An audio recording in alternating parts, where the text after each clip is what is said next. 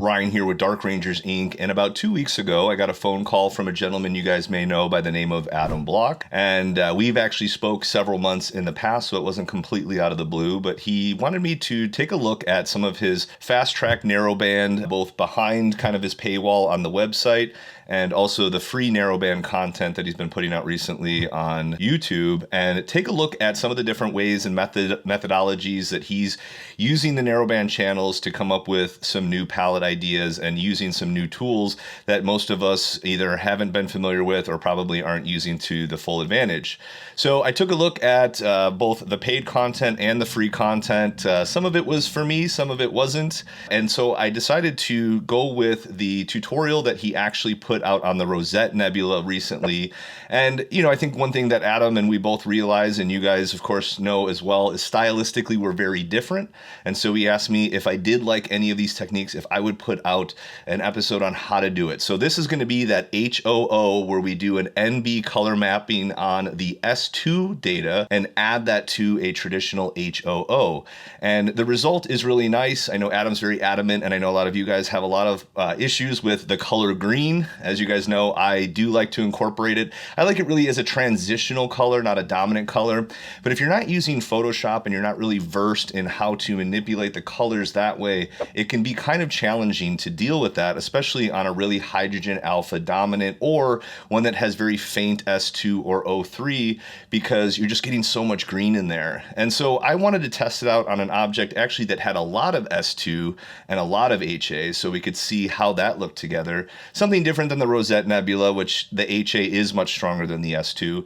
And so I took some data that I had from a year ago on the California Nebula. It's actually 60 hours of the best of 75 hours of total integration. I was going for a really big integration level project, and you'll see the S2 data is pretty much equally as strong as the HA. And so I wanted to see how it would work on an image like that. And so we're going to use a few new tools that you guys may have never used in the past. And so thank you to all of the folks that are behind the scenes writing the code on these scripts and the different processes that are coming out and doing it at no cost to us. And so what I wanted to do is kind of put out a Dark Rangers Inc. twist on the Adam Block method and just show you guys. I don't think this is necessarily the end all be all. I think that, you know, it's another palette that we have at our disposal, like, you know, 4X, HSO, SHO, LRGB, HARGB. There's a lot of different tools that we have to deal with our monochrome data.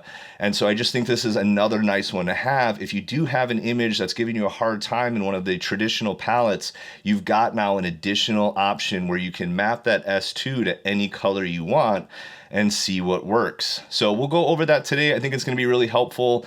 And even with all of your other processing, some of the tools that we're going to be using in here today are going to be helpful for all of your image processing. So without further ado, let's dive in and check out this new method. Hopefully it's going to be helpful for you guys and just another feather that you have in your cap for your image processing going forward. So we'll kind of dive in from the place where we already have the HOO image just to speed it up. And then for those that are, you know, pretty familiar with image processing and just want to learn the nuts and bolts on this new method and the 3 new scripts that we'll be going over today. So without further ado, let's dive right into Pixin Sight. All right, here we are in Pixin Sight, and as I said, Adam does have a full tutorial. So for those of you guys that are, you know, pretty used to Pixin Sight, I want to make kind of a faster overview that's maybe a little bit easier to kind of follow along with and just kind of break down the major steps. So you need to obviously have your SHO data. You can see that I've already made the S2 starless, but I do need the stars from the HOO. I'm just going to do HOO stars for this one. If you're using a one-shot color camera, you can use the HAO3 filter, but then you'll also need that secondary filter to capture the S2 data. So if you are going to go one-shot color, you need 2 filters, and if you're going to go monochrome, obviously you need all 3. So, you know, basically did just some, you know, general processing to get to HOO. I've got a couple episodes out on how I do my HOO processing, but you need one of these layers, and then we need a stretched and starless S2. Now, you can see that this is not probably maximizing the S2 data. There's a lot more that I could pull out of this, but we'll see why in a second. And that's probably the one kind of downfall I'd say, is that with both images, I'm kind of understretching them a little bit, because when we combine them, I think it's because we're using the screen blend method, which really brightens. You'll see if we kind of look down here at the K value, if we click and hold, we're kind of in the 35 to 45 range in the brightest parts. You'll see once we colorize this image, it'll go from a K value to a red and green value. That number does bump up quite a bit. So you don't want to have it very stretched. I will show you how to bring down some of the brighter areas as well. HDR multi-scale transform is something that he goes over for this image, which was actually shot last year. It's about 20 hours of data, and each channel is about 60 hours total. As you can see, the S2 is very strong. It's about 20 hours of data. From a 90 mil at like 540 millimeters, I like to bump up the number of layers with the multi-scale. So if we go to 6 and we apply that, you'll see that it looks a little bit overly kind of grainy. It's just too kind of overpowering. You see that it looks very artificial. We don't want that. You can use that, I think, at a higher focal length. I have better luck. I tend to go all the way up to like 8 or 9, and then I want to do a lightness mask to lightness. So I'm really just wanting to target kind of the brighter areas.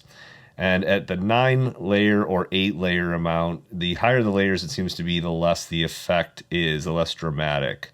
So let's check it out at 9 here real quick. And as you can see, adds a lot more detail to it if we go back and then forward, but also kind of takes down some of the brightness. So you look like, check out this area specifically. If we go forward, it just kind of tames it down. And S2 is really the gas where a lot of the fine details lives, more so than anything. And that's what's really nice. In an HO image, it sometimes looks a little soft because HA is really the gas that kind of fills in a lot of the areas. And then O3 is always very cloud-like and soft typically. So the S2 is really that fine detail. And you can see all this detail that we're going to be adding by including the S2 to this HOO image. So what we need to do next is we need to go ahead and kind of colorize this.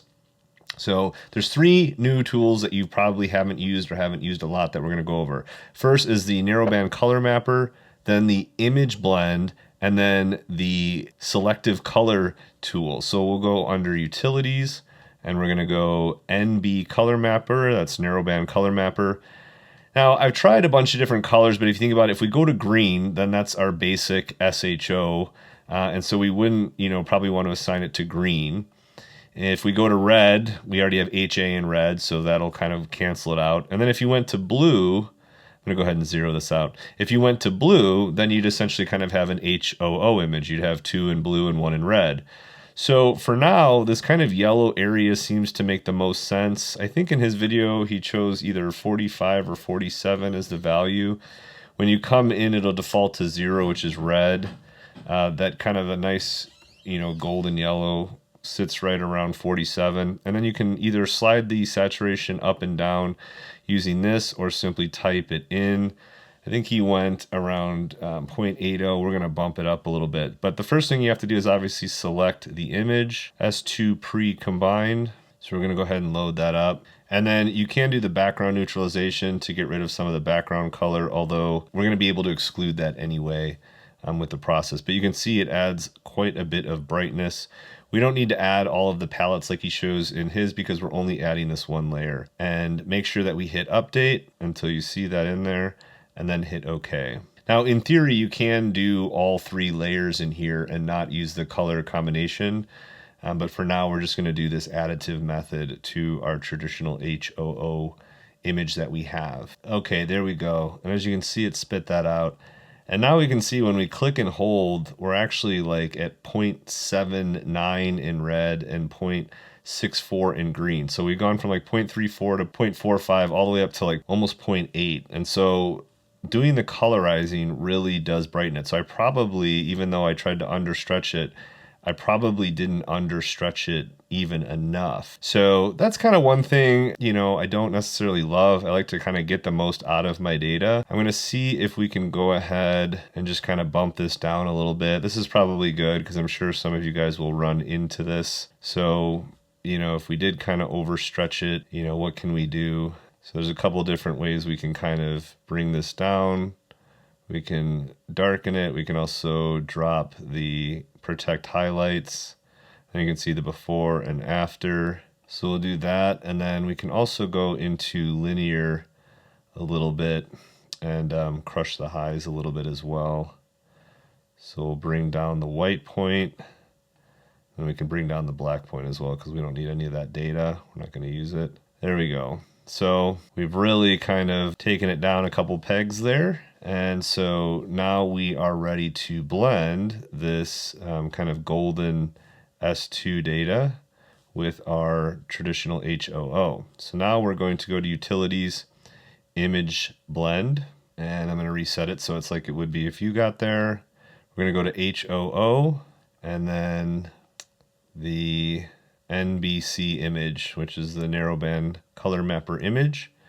And in the blend mode, instead of replace, which obviously just replaces it, we're going to go to screen. Now, these have all the same blend modes that you see in Photoshop, which is normally where you could achieve a look like this, like the look that we're going to get. You could do a traditional SHO and then go into Photoshop and get, but it's going to take a lot of skill in that tool. This, I think, is kind of a little bit of a fast track for people that just want to completely sidestep green and just replace it with something else. So if you went to something like soft light, for example, it would actually darken the image and, you know, actually bring it down. But screen method is actually one of the blend modes that actually brighten. So all of these methods here, lighten, screen, color dot, a lot of these are going to be adding brightness to the image. And so there we go. And again, we have a lot of that color showing up in the background that we don't want. We can actually use this blend tool to get rid of that. So this black point is at 0. So we know typically the background lives around 0.15 or so if we've done our stretch correctly. And so yeah, if we go to 0.1 right in that area, we've kind of gotten rid of it. We can kind of see, you know, like at 0.09, it's starting to creep in. 0.15 or so will probably be a pretty good spot to where it's not really affecting the background. But see, now at 0.154, we're starting to lose it in the image. So I'm going to go back to 0.14, maybe like 0.145, just to get it completely out, but keep the color that we want in there. And then ironically, if you drag the highlights down, it actually makes them brighter. So you can see if we go all the way to the left, the highlights are going to go crazy. If you leave it at 1.0, they're going to be the most subdued. And then the midtones, if you go to the right, it's going to kind of let more of the underlying layer show up more. So it just depends on what you want. You can kind of do the best of both worlds. If you want some of that red to show through, we can take the midtones to the right to let some of that lower red color through. And then if you still want in the highlights that yellow to pop, we can drag the highlight slider to the left, and that way we get a little bit of both. So if we wanted to show, kind of exaggerate that, we could go like 0.75, but I think somewhere in the 0.85 region, yeah, maybe even like 0.9-ish, we'll get the highlights to pop, and then we can take the midtones over so the red can go through, and we can really get the best of both. So we'll just call this our CA, and we'll go ahead and apply that. And now once we're done with this, it'll take us to our final tool that we're going to use, and that's the selective color, to now fine tune these to get exactly what we're looking for. But as you can see already right off the bat, we've gotten an image that looks a lot different than the typical SHO palette. It's completely devoid of green. We have some teal and cyan showing up in here, and then obviously yellow, which is the combination of red and green. And we can fine tune those layers in the selective color. So it looks like it's done. Let's go ahead and minimize these two to simplify. So we'll kind of expand that. And now this one is under Toolbox instead of Utilities. And we're going to go to Selective Color Correction. And what this does is very similar to the Selective Color Adjustment layer in Photoshop. It allows you to kind of customize how you affect each color individually. So we are starting to see some of the red show through. I actually want to get like a full red to show through, so I'm going to add a little bit of red. I've got red highlighted on the mask, and so that's just masking out all the colors other than red. So we can show the mask. You can see all the areas where red is present. We can subtract a little bit of cyan perhaps, and even a little bit of green. And that should kind of help those reds pop a little bit more. And you can see we've kind of gotten rid of some of the yellows, and that's fine. What I want to do first is get that really nice, rich red color to come out. I'm going to maybe bump up the luminance a little bit so it's not looking so dark and dramatic. There we go. I like that a little bit better. And then I'm actually even going to subtract just a little bit of yellow just to see if we can get pretty close to like a true red. Yeah, just have a little fun with it. I'm going to go ahead and apply that. It does seem to take a second. So I'm going to wait over here. And actually, you know, this arguably isn't a bad look either, but I do want to kind of show you guys this other tool. Okay, now you can see that the images match. So now I actually want to go to blue because this is kind of a teal.